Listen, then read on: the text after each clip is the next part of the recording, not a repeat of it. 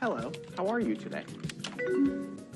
Oh, it appears Greg has challenged our manhood. We need to find out everything we can about his interests, fears, and most of all, his family. Oh, look, he has a daughter. Let's copy and paste that. Now he appears to be threatening me. Looks like it's time to send our friend Greg a bright, shiny gift. Just make sure to add in Greg's address with your purchase. You've got mail. I'm Paul Perkinstein, and this is the wide world of web.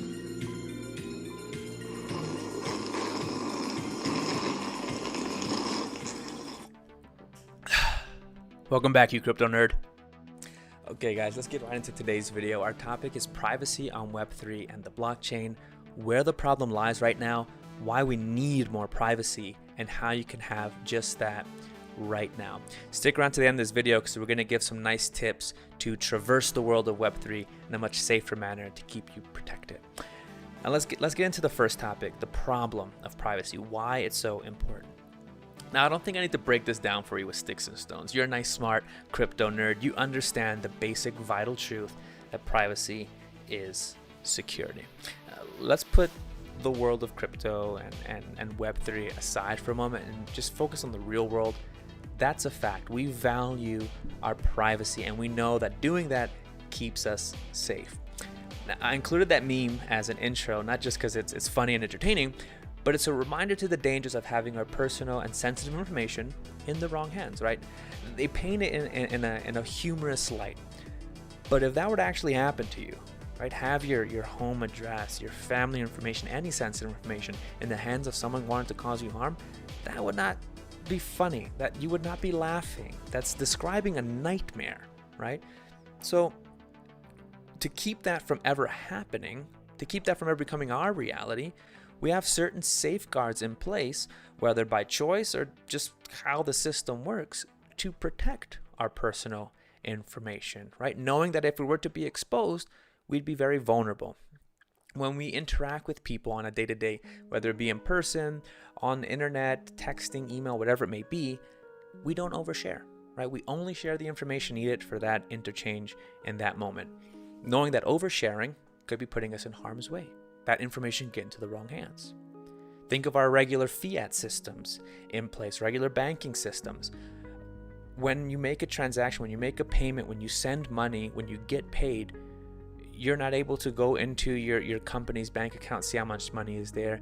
The people that you pay aren't able to go into your bank accounts and see how much money you have. That personal financial information is kept private, right? And we like it that way. We know that the more secure we can keep our sensitive and personal information, the safer we're going to feel.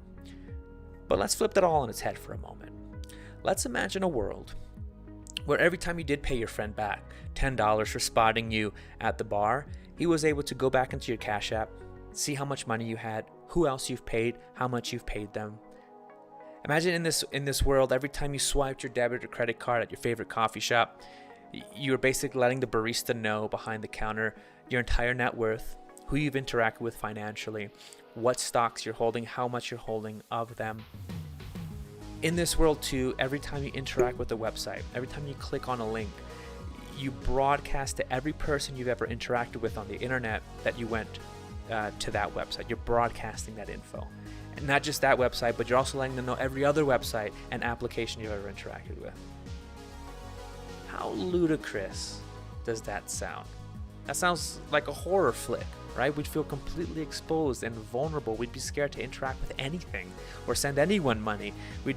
We wouldn't want to do anything. We'd shell ourselves, right? If that's how things worked. Well, I just described how we're interacting on Web3 and the blockchain. We would never feel comfortable outside of that world interacting that way. Why are we so comfortable having all that information completely exposed?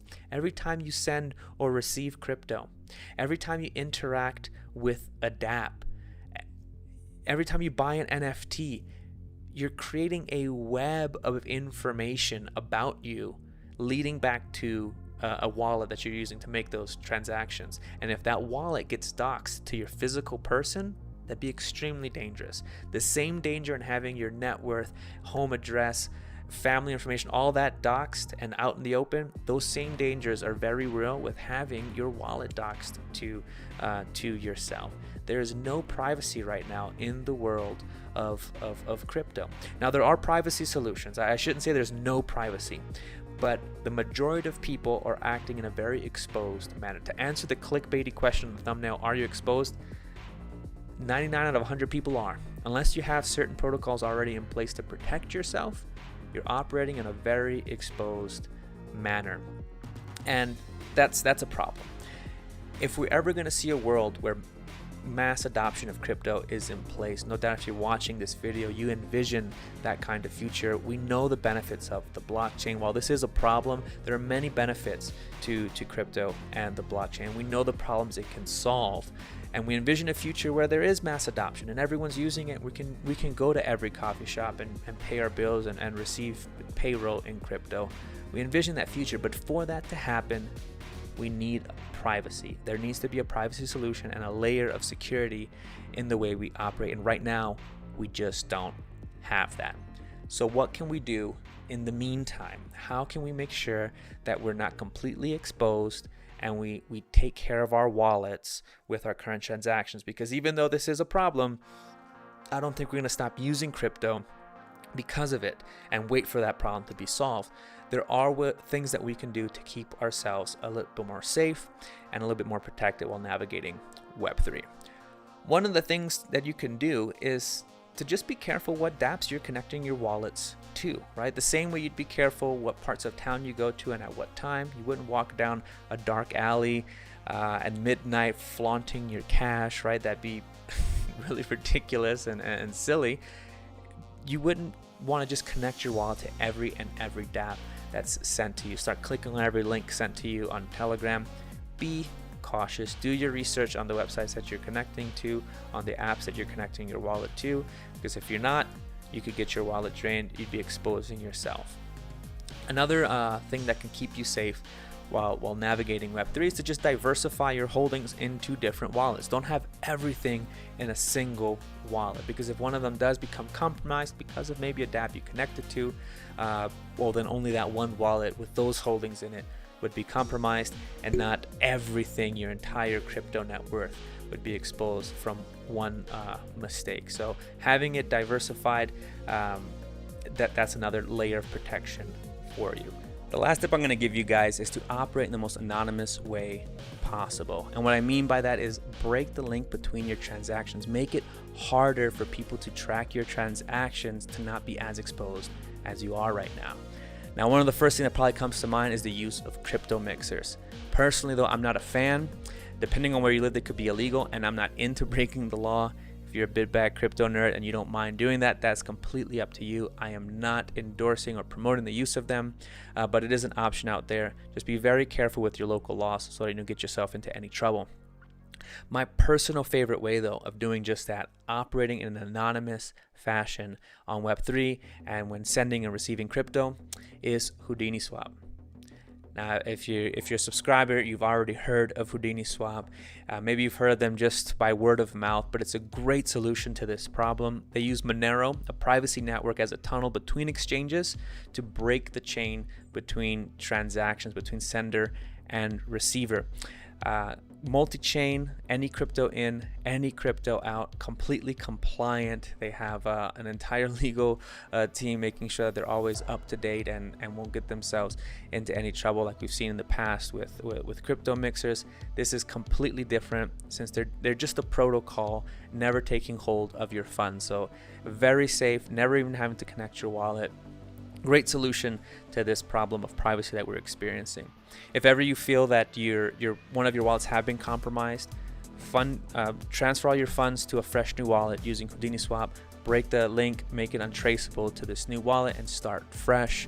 If ever you want to send or receive crypto in an anonymous way, not being able to backtrack transactions and let people know what you're holding, use HoudiniSwap. You don't even have to use the network that they're using.